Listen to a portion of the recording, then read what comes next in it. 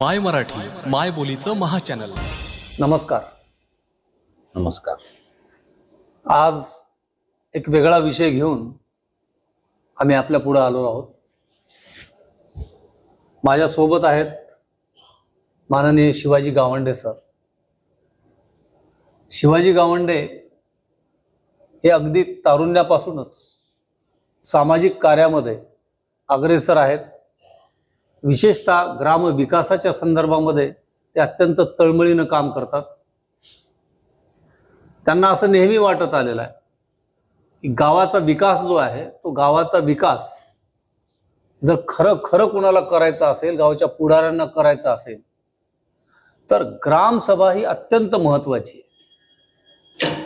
आपल्या संविधानानं एक खूप मोठी अशी ताकद या ग्रामसभेमध्ये ओतलेली आहे. नव्हे, गावाच्या विकासाचं हृदय म्हणजेच ग्रामविकास आहे. पण दुर्दैवानं अनेक गावांमध्ये या ग्रामसभा फक्त कागदावरच होतात आणि फक्त उरकाउरकीचं काम चालत असतं. पण या ग्रामसभा खरोखर जेव्हा होतील तेव्हा गावामध्ये एक जिवंतपणा येईल, गावामध्ये एक सळसळतं चैतन्य येईल, अशी धारणा शिवाजीरावांची आहे. आणि हाच विचार घेऊन त्यांनी एक आता संकल्प केलेला आहे. डोंगरकडा हे त्यांचं गाव आणि त्यांचा जिल्हा हिंगोली. या हिंगोली जिल्ह्यामध्ये एकूण 4 टप्प्यांमध्ये 4 पदयात्रा ते काढणार आहेत. गावोगाव आपल्या सवंगड्याबरोबर ते गावोगाव फिरणार आहेत आणि ग्रामसभेचं महत्त्व तरुण पिढीला समजावून सांगणार आहे.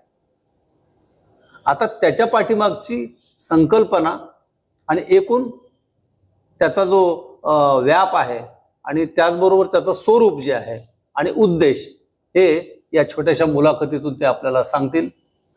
तर मी शिवाजीरावांना एक प्रश्न असा विचारू इच्छितो की तुम्हाला ग्रामसभा याचं ज्ञान तुम्हाला कधी झाले? साधारणतः एक 15 वर्षापूर्वी ग्रामसभेच्या बाबतीमध्ये मी थोडं माहिती घेण्याचा प्रयत्न केला. जसं जसं मला समजायला लागलं तसं तसं ग्रामसभेच्या बाबतीमध्ये मी कुठं ग्रामसभा चांगली होते, कोणती गावं आहेत, कोणतं गाव एकत्र बसतं, कोणतं गाव प्रश्न आपले समजून घेतं, कोणतं गाव आपल्या प्रश्नावर एकत्रित विचार करतं आणि विचार करून त्या प्रश्न सोडवण्यासाठी ग्रामसभेचा वापर करतं, या गोष्टीचा जेव्हा मी मागोवा महाराष्ट्रात घेतला तेव्हा मला एक 4-5 गावांचा संदर्भ त्याच्यात आढळला. त्याच्यामध्ये मेंढालेखा तालुका धानोरा जिल्हा गडचिरोलीमधलं एक गाव असेल, पोपटराव पवारांचं हिवरे बाजार असेल, अण्णा हजारेंचं राळेगण सिद्धी असेल. ही 3 गावं प्रामुख्यानं ग्रामसभेचा पुरस्कार करणारी गावं मला आढळली. आणि त्या ग्रामसभेचं महत्त्व जाणून घेण्यासाठी मी साधारणतः 15 वर्षापूर्वी मेंढालेखा या गावी पण गेलो आणि तिथं ग्रामसभा समजून घेतली. आणि ती ग्रामसभा समजून घेतल्यानंतर त्या गावातल्या एकत्रित ग्रामसभेच्या ताकदीनं त्या गावातल्या लोकांनी स्वतःच्या गावाचं ग्रामसभेवरचं नाव, गावाचं नाव हे देश पातळीवर त्याचा ठसा उमटला. दिल्ली मुंबईत आमचं सरकार, आमच्या गावात आम्हीच सरकार हा नारा ज्या गावाने दिला ते गाव म्हणजे मेंढालेखा होतं. ते गाव मी जेव्हा समजून आलो, ग्रामसभा शिकून आलो, तेव्हा मनामध्ये खूप मोठे संकल्प होते की अशा पद्धतीचं पण माझं गाव असावं, माझ्या मित्रांचं गाव असावं, माझ्या मामाचं गाव असावं, माझ्या नातेवाईकांचं गाव असावं. ठीक आहे. आता या घडीला, आता आज या घडीला आपण फक्त महाराष्ट्राचा जर विचार केला तर महाराष्ट्रामध्ये ग्रामसभेची काय परिस्थिती आहे?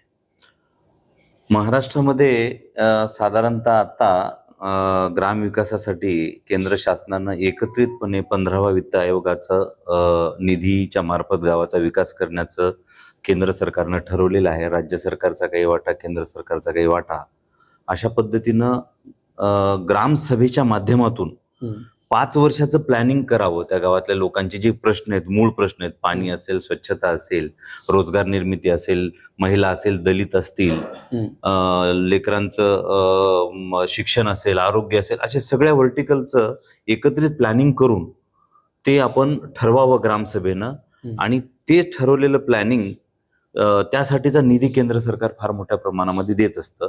त्याच्या मागची भावना अशी आहे की ग्रामसभेनं ते नियोजन, गावानं नियोजन करावं आणि गावांनी ते प्रश्न सोडवावेत आणि त्यासाठी आम्ही निधी देतो. केंद्र सरकारची ही भावना आहे, अतिशय प्रांजळ आणि चांगली भावना आहे. पण सगळ्या ठिकाणी माझा स्वतःचा जो अभ्यास आहे, माझ्या जिल्ह्यापुरता असेल, काही विभागातील गावांचा असेल, तर सगळी ही विकास आराखडा हा कागदावर होतो, ग्रामसभा हा कागदावर घेतल्या जातात आणि सरपंच, ग्रामसेवक आणि गुत्तेदार लॉबी जी आहे त्यांना फायदा असलेलीच कामं त्याच्यामध्ये टाकली जातात आणि तोच आराखडा वेबसाईटवर अपलोड करतो. ना लोकांना त्यांचं माहिती असतं, ना लोकांना त्याचं ज्ञान असतं.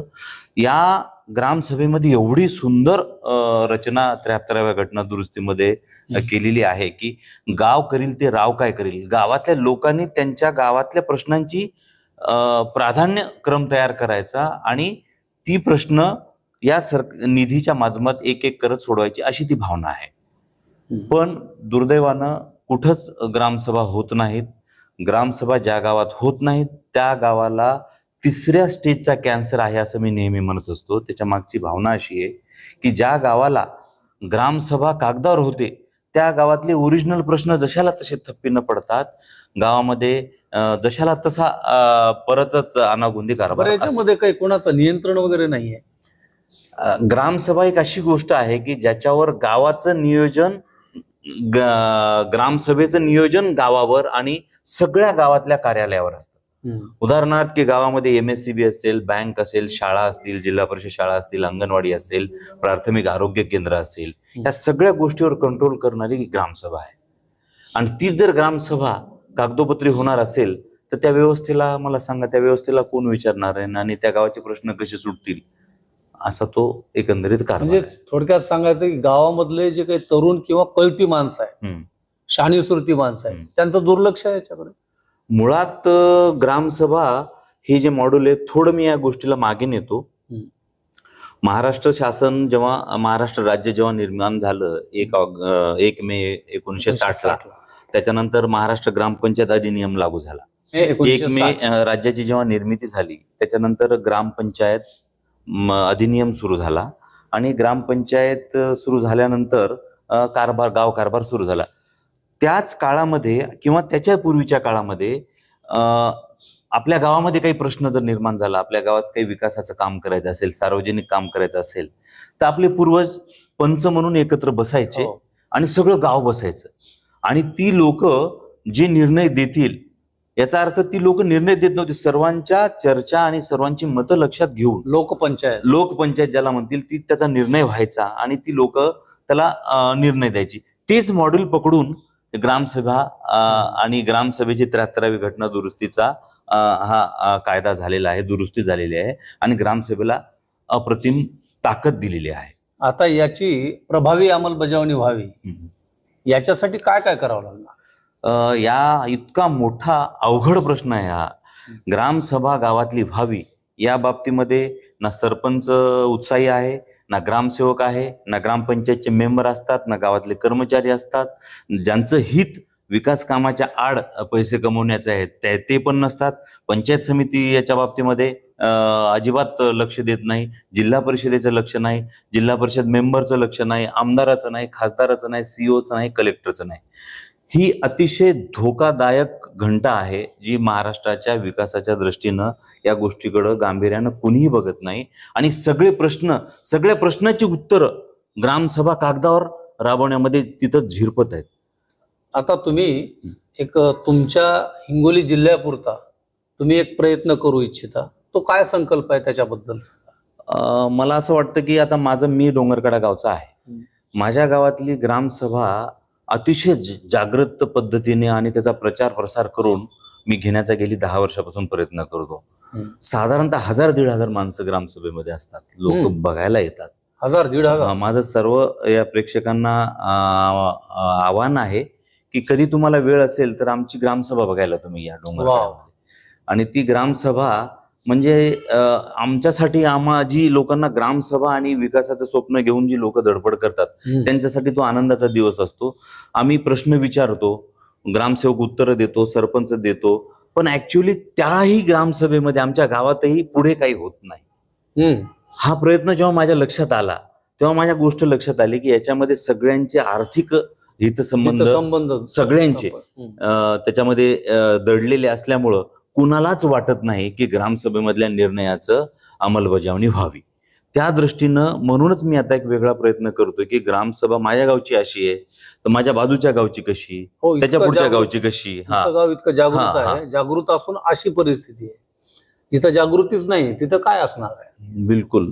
त्याच्यामुळं मला असं वाटतं की माझ्या मनामध्ये मी आता मराठवाडा मुक्ती संग्रामाचा जो अमृत महोत्सव आता त्या वर्ष आहे, 17 सप्टेंबर पासून 4 टप्प्यामध्ये हिंगोली जिल्ह्यामध्ये ग्रामसभेच्या जागृती बाबतीत पदयात्रा काढण्याचा माझा संकल्प आहे.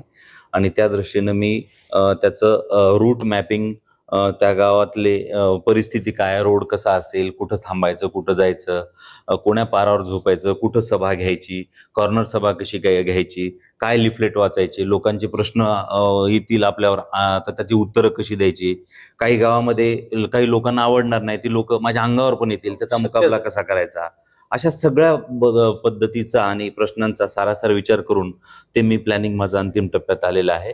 4 टप्प्यामध्ये माझी ती ग्रामसभेची जागृतीची यात्रा निघणार आहे. माझ्यावर प्रेम करणारे जी काही 2-4 माझी मित्र आहेत, महिला आहेत, त्यांना सोबत घेऊन ती पदयात्रेचं आम्ही सांगता करणार आहोत. या राज्याला, या देशाला ज्या मेंढालेखा गावानं ग्रामसभेचा आदर्श दिला, दिल्ली मुंबईत संकल्पना दिली, आदर्श दिला, त्या गावामध्ये ग्रामसभेच्या बाबतीमध्ये प्रचंड काम करणारे मोहन हिराबाई हिरालाल हे मला या बाबतीमध्ये आधाराने, आशीर्वादाने मार्गदर्शन करत आहेत. आणि त्यांच्या सगळ्यांच्या सहकार्यानं महाराष्ट्रात जी लोक चांगलं काम करतात त्या सगळ्यांच्या आशीर्वादानं ही 4 टप्प्यातली पदयात्रा मी पहिला टप्पा आता लवकरच पार पाडणार आहे. आणि मला आशावाद आहे, मी प्रचंड आशावादी माणूस आहे की मला वाटतं की या एका टप्प्यातून मला 4 मित्र मिळतील की जे संकल्प करतील की मी माझ्या गावची ग्रामसभा नक्कीच कागदावर होऊ देणार नाही, मी माझ्या गावची ग्रामसभा आग्रहाने घेण्याचा प्रयत्न करील, मी माझ्या गावची ग्रामसभा होण्याच्या अगोदरची जागृती करेल, मी 10 लोकांना भेटेल, महिलांना भेटेल आणि जागृती करेल. असे प्रत्येक टप्प्यामध्ये मला मित्र भेटतील आणि सगळे मित्र मिळून आम्ही हिंगोली जिल्ह्यामध्ये ग्रामसभेच्या बाबतीमध्ये लोकांचे प्रश्न, शेवटच्या माणसाचा अन टू द लास्ट लोकशाहीची फळं त्या माणसाच्या पदरी पडावी आणि त्या माणसाचं मत ग्रामसभेमध्ये लक्षात घेण्यात यावं.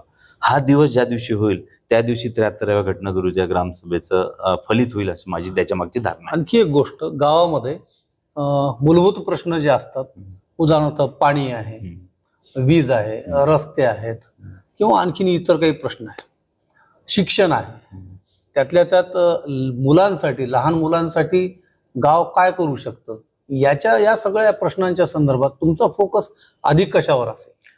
मुळात ग्रामसभे जागृती करण्यामागची भावना की लोकांना शिक्षित करणं आहे, लोकांना लोकशिक्षण देऊन लोकांना गावाच्या मूळ जी प्रश्न आहेत ती मूळ प्रश्न सोडून गावामध्ये ऍसेट निर्माण करणं आहे.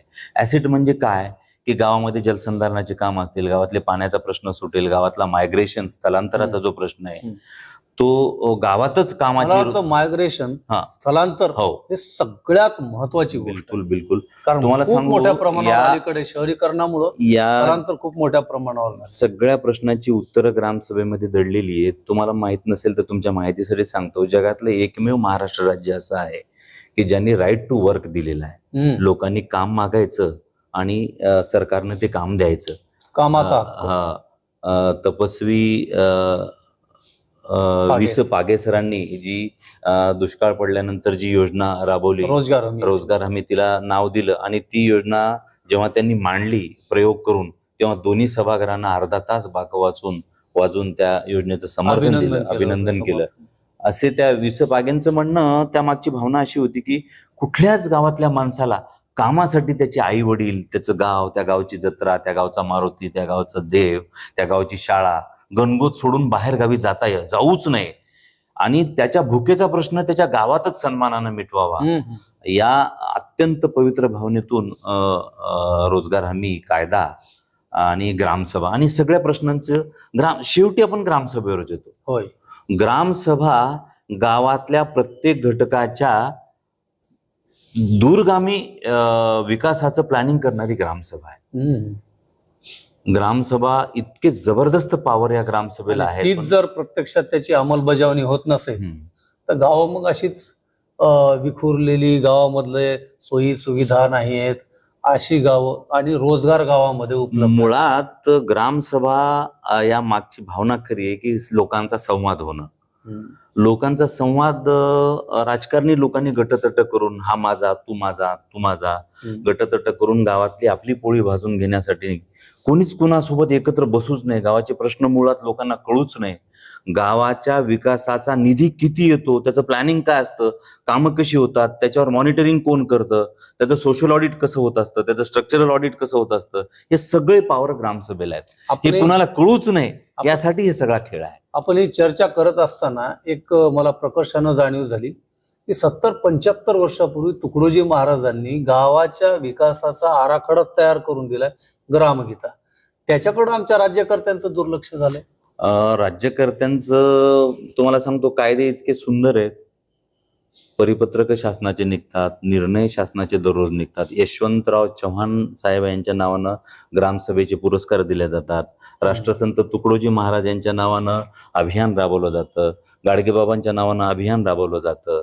ही जी मोठी माणसं आहेत, ही जी खरी दैवत आहेत मानवतेची, यांच्या नावानी जे काही गोष्टी राज्य सरकार करण्याचा प्रयत्न करतं, पण सरती शेवटी हे सगळं प्लॅनिंग ग्रामसभेमध्ये होतं. महात्मा गांधी तंटामुक्ती गाव बंद झाली, योजना स्वच्छता अभियान बंद झालं. याच्या मागची सगळी भावना सरकारची पण असा प्रयत्न होता की गाव एकत्र यावं, गावांनी गावाच्या प्रश्नावर चर्चा करावी, उत्तरं शोधावीत. जेव्हा ग्रामपंचायत नव्हती तेव्हा लोक प्रश्न सोडत नव्हते का? लोक तेव्हा काय असे काय थकले होते का? अजिबात नाही. लोक बसायचे एकत्र, गावाच्या प्रश्नावर रात्रंदिवस बसायचे आणि ऍब्सोल्यूट त्याचं उत्तर काढून ते गाव सहमतीनं ते प्रश्न सोडवत पुढे जायचे. तुमचं आता हे ग्रामसभा जनजागरण पदयात्रा जी आहे, या पदयात्रेमध्ये तुमच्या पदरी निराशा आली तर काय करणार तुम्ही? नाही, तुम्हाला मी सांगतो, त्या बाबतीमध्ये निराशा येण्यासारखी जरी परिस्थिती असली, पण कोणी जर काम करणारच नाही, कोणी निराशा याच्यासाठी निराशा म्हणतो की गावामध्ये शिकलेला आणि शिकून शहाणा झालेला जो घटक आहे तो शहरामध्ये विस्थापित झालेला आहे आणि गावामध्ये कमी शिकलेली माणसं आहेत आणि विशेषतः वय वाढलेली माणसं जास्त आहेत. तुम्हाला सांगू का, शिकलेल्या माणसांपेक्षा ही गावात जी न शिकलेली माणसं आहेत तीच प्रेमळ आहेत, तीच गावावर प्रेम करणारी लोक आहेत. आमचं टार्गेट तेच आहे. शिकलेली तुम्हाला बाल्या बाली 10x10ची खोली, तो शहरात राहतो, त्याचे प्रश्न वेगळे आहेत, त्याचे स्वप्न वेगळे, त्यांची गती वेगळी आहे. गाव जे साचलेले त्या गावाला वाहतं करण्याची अतिशय प्रांजळ आणि पवित्र भावना या ग्रामसभेच्या जागृती पदयात्रेच्या मागे माझी आहे. आणि पदयात्रेचा जो इतिहास आहे आतापर्यंतचा देशातला, तो पदयात्रा काही ना काही निर्माण करते. मी या बाबतीत आशावादी आहे आणि मी अशाच अनेक पदयात्रेमध्ये मी सहभागी झालेलो आहे. दुष्काळाची पदयात्रा असेल, वेगवेगळ्या पदयात्रेमध्ये मी सहभागी होऊन ते शिकून घेतलंय की काय लोकांचं मन काय असतं, लोकांचे प्रश्न काय आहेत, आधी त्यांना विचारावं लागेल, त्यांना समजून घ्यावं लागेल. मी हे सगळं शिकण्यासाठी जातोय. मला माझा हिंगोली जिल्हा कळायला पाहिजे, मला माझा तालुका कळायला पाहिजे, माझ्या तालुक्याचे प्रश्न कळाले पाहिजे, ग्रामसभा कळाली पाहिजे, लोकांची मानसिकता कळाली पाहिजे, वेगवेगळ्या ज्या काही गावचे रीतिरिवाज आहेत, ज्या गावची व्यवस्था आहे ती मला कळण्यासाठी आणि माझ्या ज्ञानामध्ये भर घालण्यासाठी आणि ग्रामसभेची जागृती करून गावागावामध्ये एक एक मित्र तयार करण्यासाठी मी ही पदयात्रेची जनजागृती यात्रा काढण्याचा प्रयत्न. मित्र, अत्यंत तळमळीनं आणि गावांमध्ये खेड्यांमध्ये खरंच सुधारणा व्हावी या हेतूनं ही पदयात्रा शिवाजीराव काढणार आहेत. अर्धा गाव जवळपास इंडियामध्ये विस्थापित झालेला आहे. इंडियामध्ये विस्थापित झालेला हा गाव कधीतरी तो परत भारतामध्ये सुद्धा यावा आणि त्यांनी या भारताची अवस्था काय झाली हे विचारात घ्यावं आणि ग्रामसभेला आवर्जून उपस्थित राहावं. तर मला असं वाटतं की या पदयात्रेचं साफल्य होईल. या पदयात्रेच्या निमित्तानं शिवाजीरावांना आपण सदिच्छा देऊया की त्यांच्या मनातला हेतू जो आहे तो पूर्ण व्हावा. शेवटी परत मला दुष्यंत कुमारांच्या 2 ओळी तो शेर पुन्हा एकदा आठवतो की ले मशालें चल पड़े है लोग मेरे गांव के, ले मशालें चल पड़े है लोग मेरे गांव के, अब अंधेरा जीत लेंगे लोग मेरे गांव के, अब अंधेरा जीत लेंगे लोग मेरे गांव के. धन्यवाद.